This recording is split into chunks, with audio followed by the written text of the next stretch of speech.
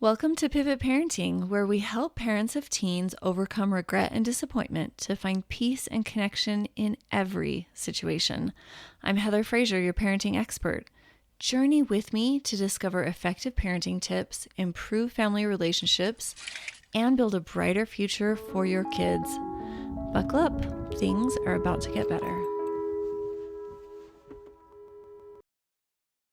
Hello, my friends. Welcome to today's episode. It is going to be a good one, fast and furious. And it's a really relevant topic that I think every parent has thought at least a few times in some form or another. I don't want to damage my kids. So we're going to pull it apart today and see what it's creating for parents who think this way, which if you're listening to this is probably you. And I just have to forewarn you. I'm recording this on a Saturday, and so I have a full house, and I've got a couple of nephews here who are the cutest and sweetest, and they're upstairs playing with Legos. So if you hear some background noise, it could be them.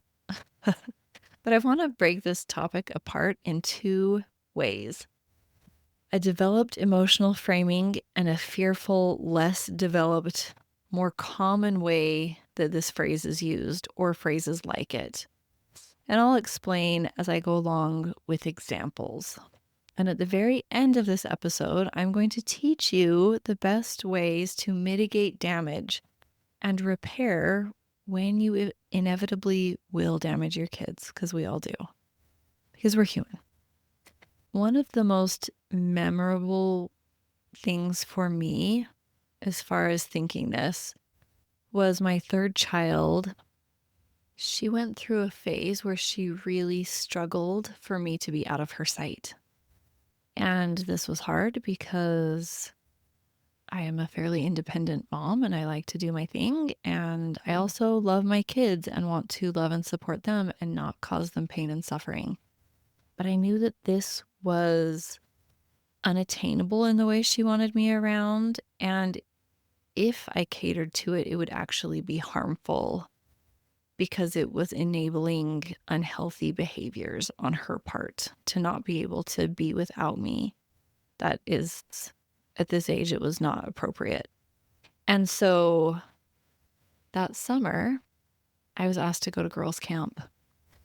And as I was driving away with a minivan full of food and ladies, she was crying like I was being slaughtered, like taken off, she'll never see me again, end of the world, awfulness.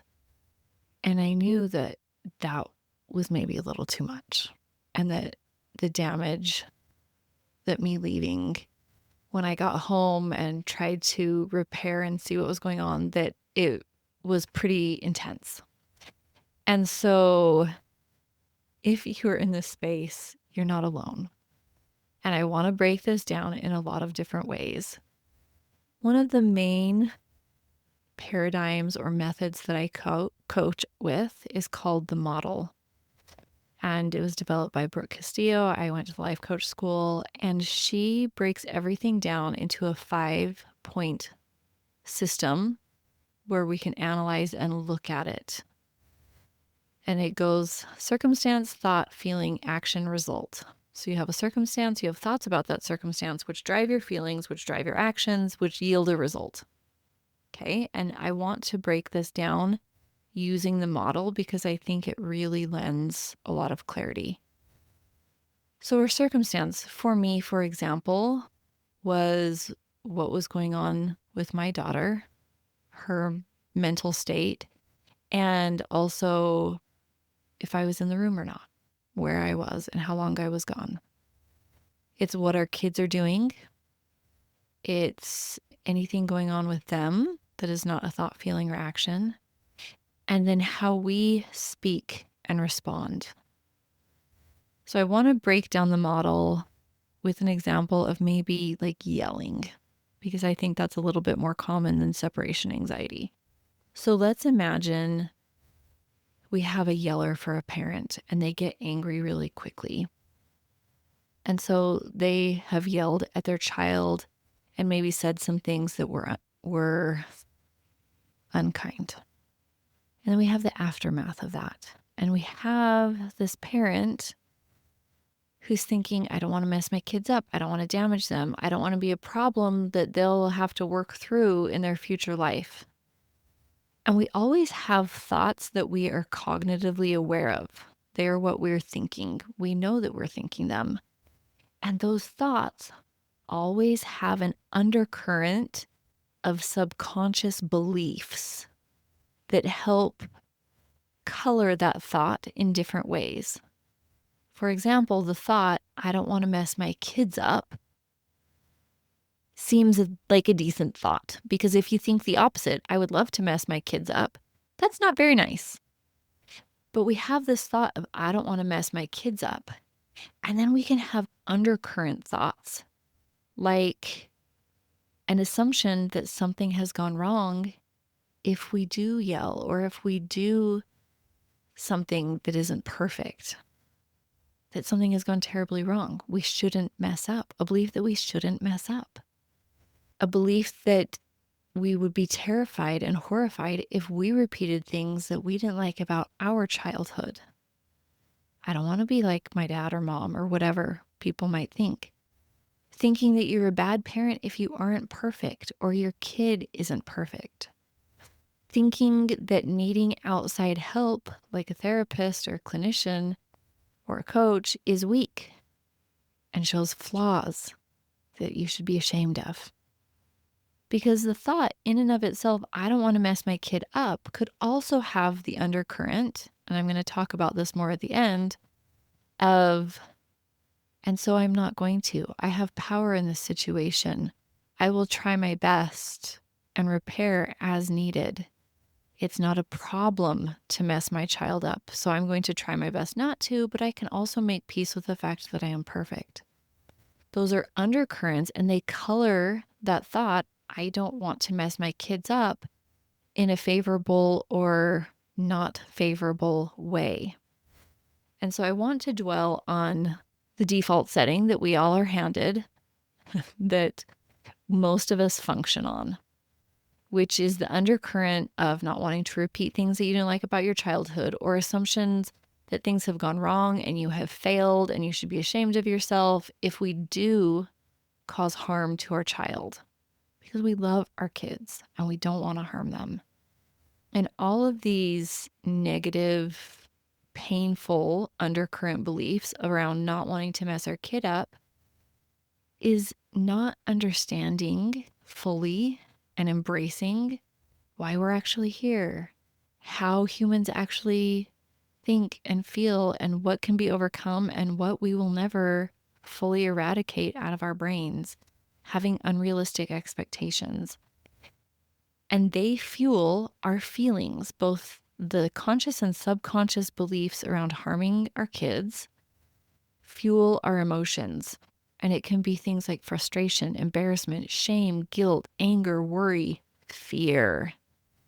And those can be helpful emotions in certain situations, but generally we apply them too liberally, because in general, common situations like losing your temper at your kid, they aren't helpful. They actually make it worse, because when we are worried or have fear or embarrassment or frustration or guilt or shame, it ignites our nervous system. And when that limbic system comes in, it triggers a fight, flight, freeze, or fawn response. So fight is like getting angry, yelling, being passive aggressive, blaming somebody else. Flight is running around like a wild person, trying to fix everything, dousing fire, running to the next fire, trying to douse it, keeping everybody happy, micromanaging, reading all the books, going into the black hole Google purgatory of trying to fix. And it feels very frantic and very scary. Then you have the freeze response. And this is when parents throw up their arms and say, I give up. And they do little to nothing.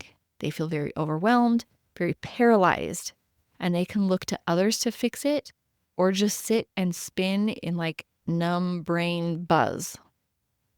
Then you have fawn. Everything's fine. We're fine. Nothing's happening. You smile, you brush it under the rug. You tell separate audiences like their school teachers or your in-laws or your neighbors exactly what they want to hear. Oh, yeah. You downplay it, you ignore it, you hide it, and you actually do very little to repair any of it because you're just trying to keep the smile plastered on. You're trying to keep everyone happy. You're trying to not rock the boat. And in any of these responses that have been triggered by your limbic system, the result is that you're layering on unnecessary hurt and pain and perpetuating the damage and preventing healing. You amplify guilt, you amplify shame and pain, and it makes it really hard to heal from this space for yourself and for everybody else. So, the question you have to ask yourself is when you think, I don't want to damage my kid, is this the flavor? Is this the undercurrent that feels most familiar to you? Hi there. I just want to pause and let you know if you are struggling to make sense of your teen's behaviors, emotions are running wild, and you're looking to turn things around to have the family you dreamed of while rocking them to sleep, I would love to talk to you. I want to give you a special, powerful gift. 30 minutes with me, my friend. You'll walk away with more confidence, clarity, and understanding of what the issue is and your next best step in resolving any situation you bring to me. It's completely free. I love families and want to help yours be wildly happy and successful. Book this call by visiting my website, heatherfraser.com. Remember, Fraser is spelled with a Z-I in the middle. And don't worry, the link is also in the show notes. I look forward to meeting and helping you. All right. If it's really easy for you to shift into this natural response of I don't want to damage my kids and fear and worry and shame sets in, let's talk about how to shift this phrase into the more evolved, helpful frame of seeing yourself clearly and keeping your side of the street clean, getting your kids the help they need, and accepting the humanity that we all enjoy for good and ill and repairing when we do cause damage. Because, my friend, if you don't think you'll ever damage your kids, I love you and you're in denial. We all damage each other.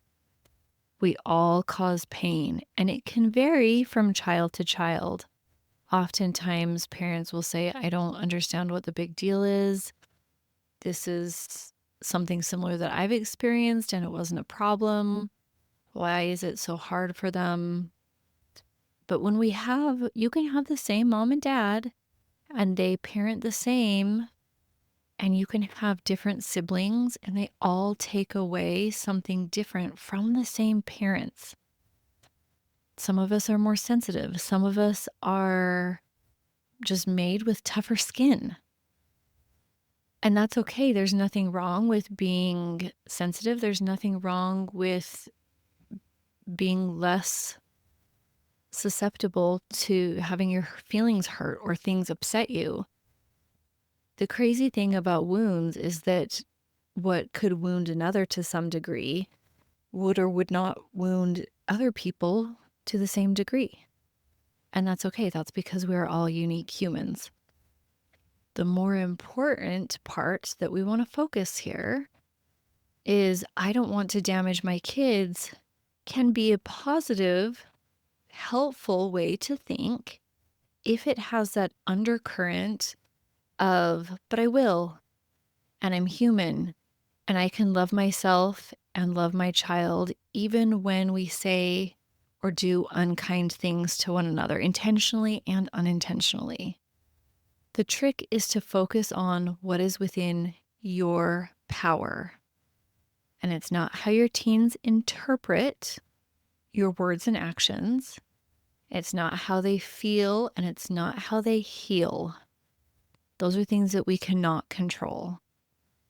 So the secret to spinning, I don't want to damage my kids, to a helpful, emotionally intelligent, mature, evolved place is recognizing that you will and focusing on how you will repair.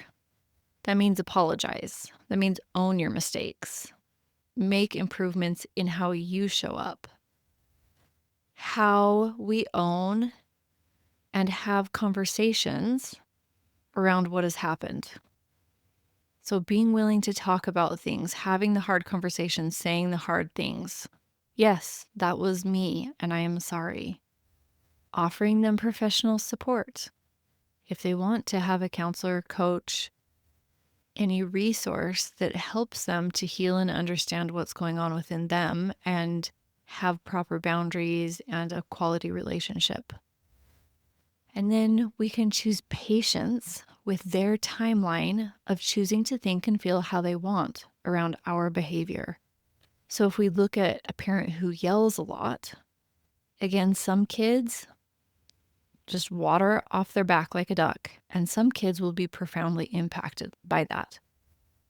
We have to have patience in regaining their trust, in when they choose to heal and do the work, if they ever choose to.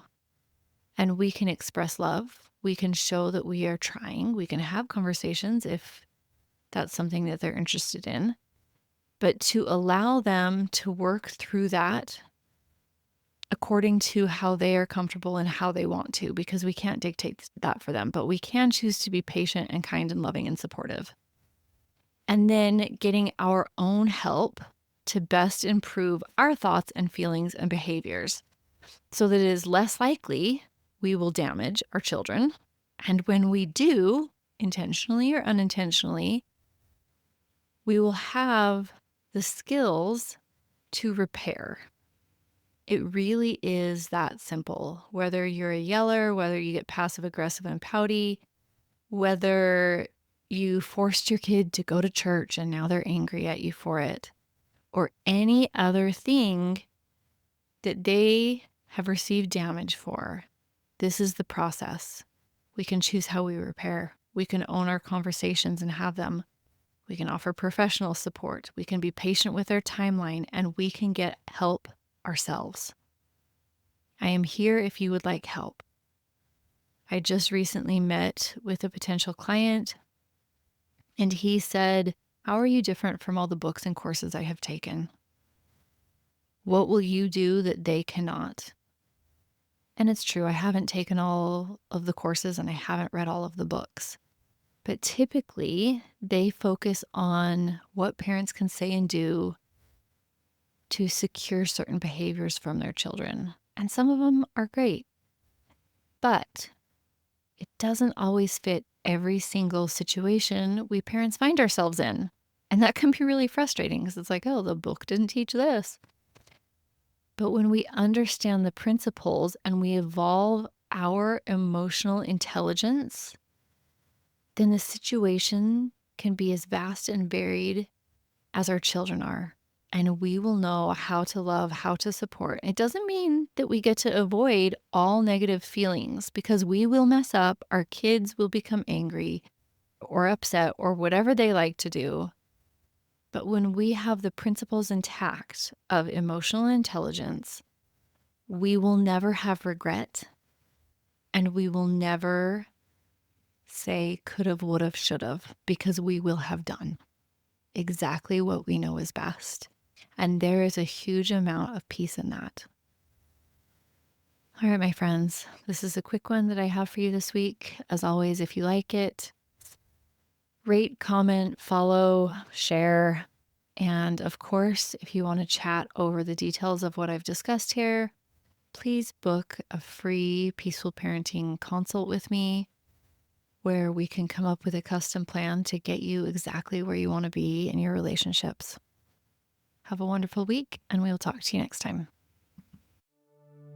Heather is the one, an expert in the field. She knows her parenting stuff, including how confusing it can be. You've tried it all, and it's a loss. lost cause.